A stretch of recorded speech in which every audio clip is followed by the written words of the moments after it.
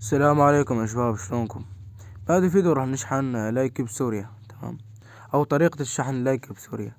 تمام يا شباب، اول شي بنفوت على ايداع المال.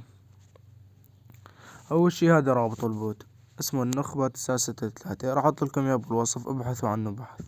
تمام، بنشوف طريقة مناسبة للتوديع فيها، مثلا عن طريق سرية الكاش. تكبس هون بيطلع لك هذا الرقم. هذا الرقم هو اللي بدك تحول له رصيد. تمام، بدك تحوله عن طريق تحويل يدوي. وهذا رقم الكاش تبع الامتئين بدك تحول له. تمام، انتبهوا، رصيد كاش. هون رصيد ارسال في مناطق الحسكة والقامشلي وهيك. تمام يا شباب، وهي عن طريق باير. تمام، وصلت الفكرة لحد هون. المهم هلا نحن حولنا لهذا الرقم. تمام، بنجي بنبعت الرقم، بنبعت الاشعار للدعم الفني. تمام، نبعت الاشعار للدعم الفني. تمام، فالدعم الفني هو بيقوم بإضافة الرصيد لكم على البوت. نفوت على شحن التطبيقات، عندنا أكتر من تطبيق. تمام، وفي أكتر من 50 تطبيق، ولكن مو مضيوفين على البوت. فإذا تطبيقك مو موجود تحط شحن تطبيق آخر، وبتكلم الدعم عليه إنه على التطبيق اللي عندك.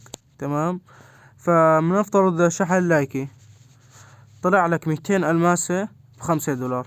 تمام، و400 ألماسة ب9.99 دولار. تمام، خلينا نشوف شلون نحول.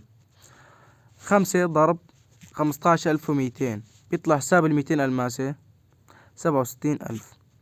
طب كيف عرفنا 15,200؟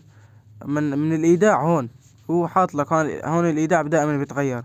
هلا هون يعني بيقول لك كل 15,200 ليرة سوري تساوي 1 دولار. تمام،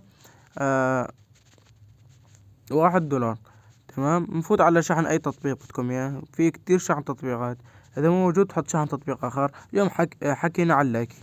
تمام، نفوت مثلا على 9.99.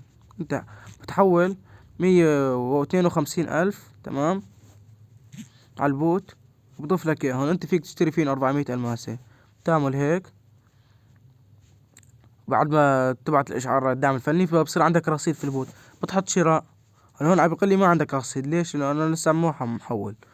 بس بدك تحول. تمام، بيضيف لك رصيد على البوت. لهون وصلنا لنهاية الفيديو. لا تنسوا تحطوا لايك، تشتركوا بالقناة، تفعلوا زر الجرس.